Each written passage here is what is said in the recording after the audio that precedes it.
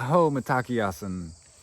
In this video, I'm going to break down spirit animals, what they are, how to use them, and how I've incorporated this idea into my own life.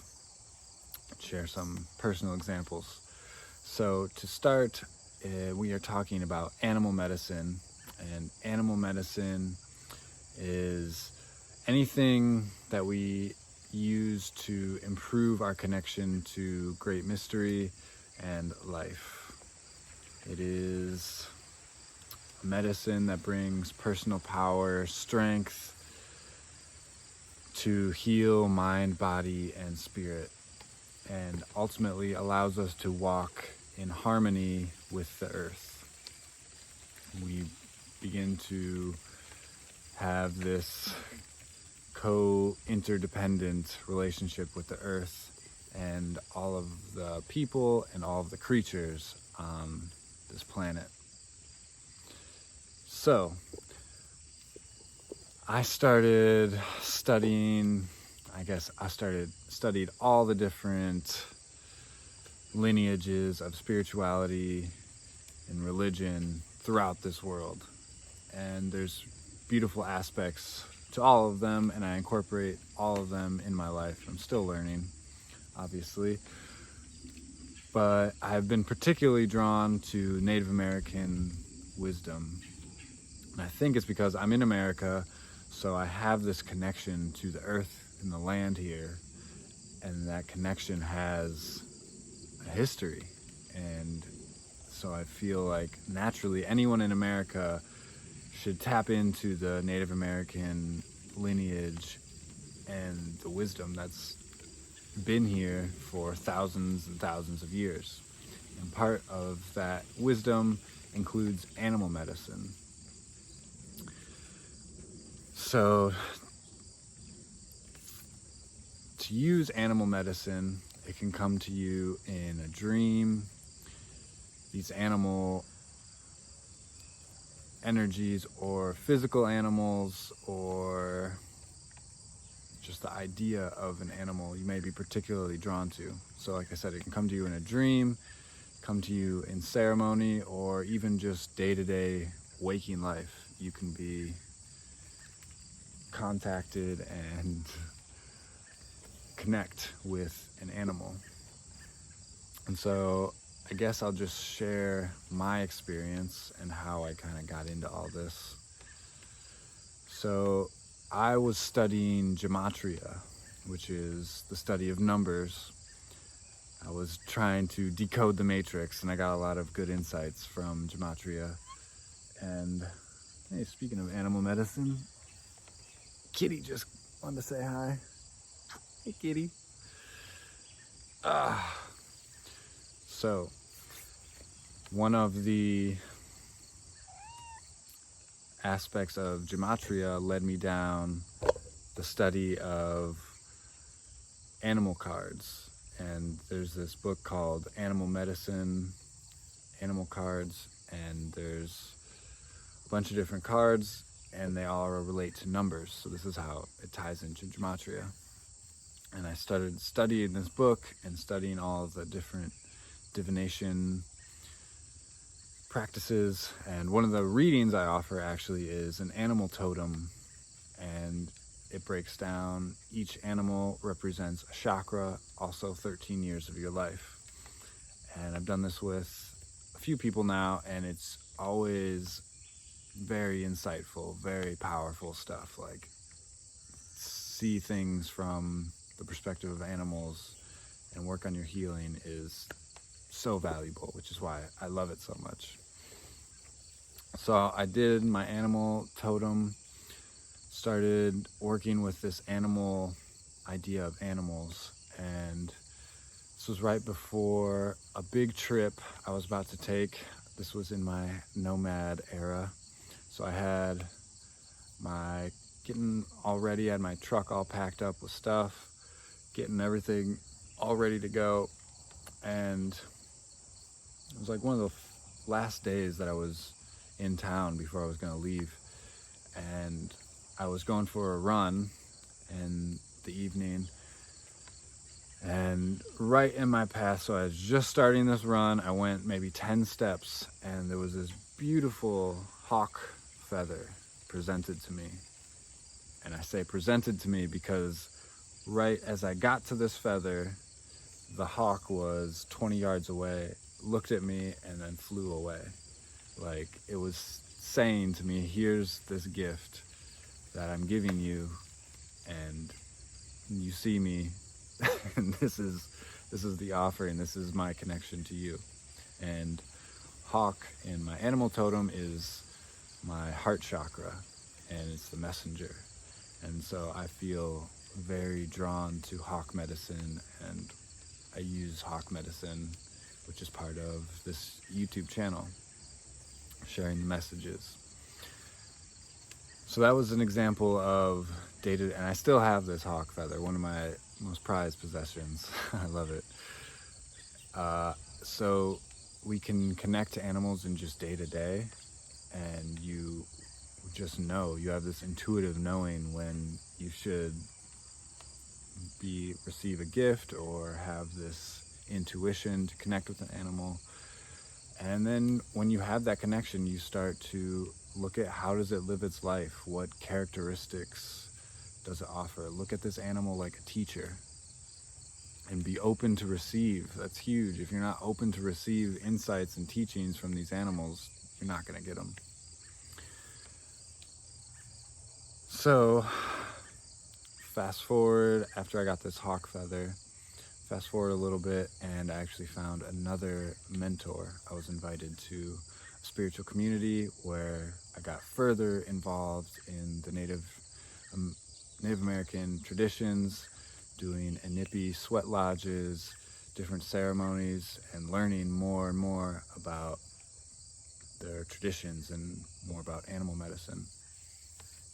And there was one particular ceremony where we did plant medicine called sassafras, some kind of sassafras blend, and it really opens up your channels. And my mentor in particular was very afflicted by this channel being open. He was talking all night. It was fun time, but he couldn't close his channel the next day. I was hanging out with him for a few days, and he couldn't close his channel. So he called his mentor, asked him what to do. He went to the inipi, and he brought his animal medicine, and he showed me. He prayed to close the channel and bring an end to the ceremony. But when he went up there, he showed me his animal medicine, and he had the white buffalo hair of a white buffalo, and he was wearing it around his neck. And he showed me that one of his teachers shared with him, like, his medicine is the white buffalo. And he explained the whole story behind that and the lineage, and it totally blew my mind. I was just like, what? And so I actually I asked him if I could meet one of his mentors, the guy that he called, and he lived in Sedona, and I was living in Colorado at the time, kind of just nomad traveling. So I went to Sedona, and I met his teacher, which is Gray Wolf, and he told me more about animal medicine, and there was actually a place in Sedona where you can get different animal medicines from the store. And so I have all of my totem in an animal medicine bag, and when I hold it, it literally heats up. It gets hot. And so I have that, and I can call upon that, and I totally can pray and ask for guidance or power or whatever I'm looking, whatever kind of insight I need. And when I'm physically holding that, it just amplifies. Because to think it is one thing, to speak it is another, and to physically hold it that's how we manifest. We think, we speak, and we create. And so to have this physical anchor of the energy another one of my most prized possessions. It's worth more than gold. So I'm getting deeper, I'm learning more about the animal medicine, I'm working with it. And then I guess the final thing I'll share is when the dragon came to me, which is why my name is Jordan Dragon. One of my animal, and probably my most powerful animal medicine that I have is the dragon. And I didn't know this until I had this ceremony. This one was ayahuasca. And so I was asking, who is my power animal? What is my power animal? How do I connect with it? What do I do? And just like this intention was in the back of my mind. So I went into this ceremony and getting into it, and all of a sudden, out of nowhere, the medicine starts breathing through me, and I start breathing this dragon's breath. For hours, it was just vibrating my whole body, and I went into the vision, and I became this golden dragon for hours, and I explored all these different castles, and I just had a somatic experience of what it was to be a dragon. And I think one of the things I learned was that I can be safe, I can trust myself, and I have this power within me that we all have. Everybody has all the animal medicines within them, but just some are more dominant, more significant than others.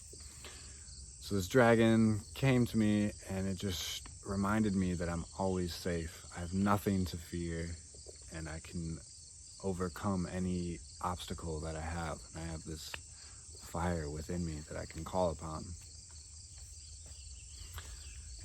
And in my animal totem that I drew years earlier, that was actually, the root was the dragonfly. That was the root I pulled in that reading. So it totally resonated. I told my shaman about it, and he's like, yeah, that's your medicine. That's your animal. Like, work with that. And so I felt so blessed to have this energy and this power. And then now, whenever I have a situation or circumstance that I feel like is too overwhelming, I can just tap into that power, and I have it in my back pocket whenever I want. And when you look around at the world today, how disconnected the majority of the world is from the earth, it can feel overwhelming. But just remember, you can go in your heart, and you have that fire within you, and you can use that love to transcend any of the mind thoughts. The mind gets all confused and overwhelmed, but your heart just knows the way. And so that's kind of where I am right now with my animal medicine. It is something I'm still learning. Talk to me in a year, I'll have more insights, more things to share, but that feels complete for now. So if you are interested in your animal medicine, just make that intention, say the prayer, and it will be presented to you, and you can run with that. And if you're interested in an animal medicine reading, to grab your totem, that can be a huge tool to tap into. Book a session and just mention that, and we can dive into that awesome resource for you. And also, if you're interested in one-on-one coaching on anything, please reach out. It's been awesome talking to you guys. Love you. Have a great day. Ciao.